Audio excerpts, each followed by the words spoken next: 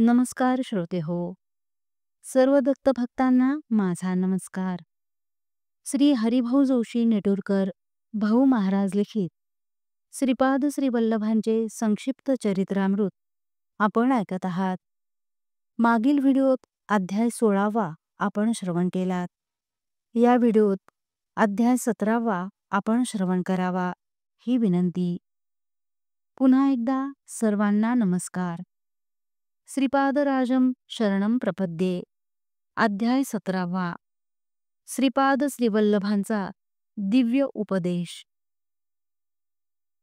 शंकरभट्ट व धर्मगुप्त कुरुगड्डीमध्ये श्रीपाद प्रभूंचे दर्शन घेऊन त्यांच्या आज्ञेनेच त्यांच्या समीप बसले. तेव्हा प्रभू म्हणाले, अनन्य भावाने शरण येणाऱ्या साधकांचे मी सदैव रक्षण करतो. कोठेही होत असलेल्या, भूतकाळात घडलेल्या व भविष्यकाळात होणाऱ्या घटनांना मी बदलू शकतो. मी देशकालाचा शास्ताच आहे.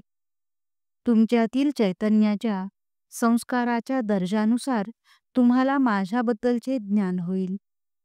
मला शरण येऊन माझ्या आदेशानुसार कार्यांचे पालन केल्यास मी तुमचा सर्व भार वाहून तुम्हाला जीवनमुक्त करीन. कलियुगातील मानव हिरण्यकश्यपूसारखा असेल. त्यांना प्रकृती विज्ञानातील अनेक संशोधनाला यश मिळून हिरण्यकश्यपूसारखे वरदानही मिळेल. परंतु मला प्रल्हादासारख्या निष्पाप निरपराध भक्तांच्या संरक्षणार्थ नरसिंहाचा अवतार घ्यावा लागेल. यासाठी मी नृसिंह सरस्वती नावाने अवतार घेऊन गंधर्व नगरीत प्रसिद्ध होईन.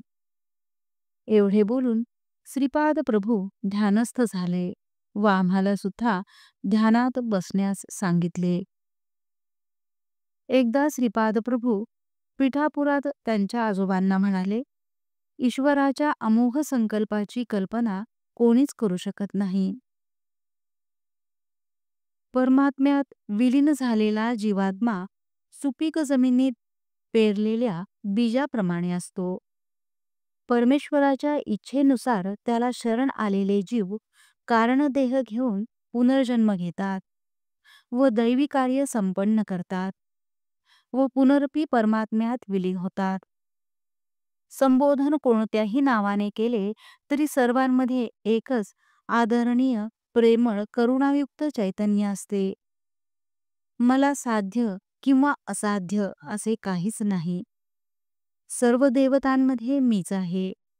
मीच सत्यज्ञान ब्रह्मस्वरूप आहे.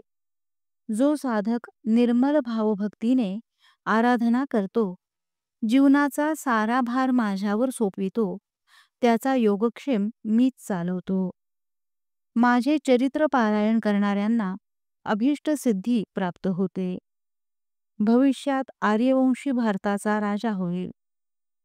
नेपाळ देशातून असंख्य भक्तगण पिठापूरला येतील.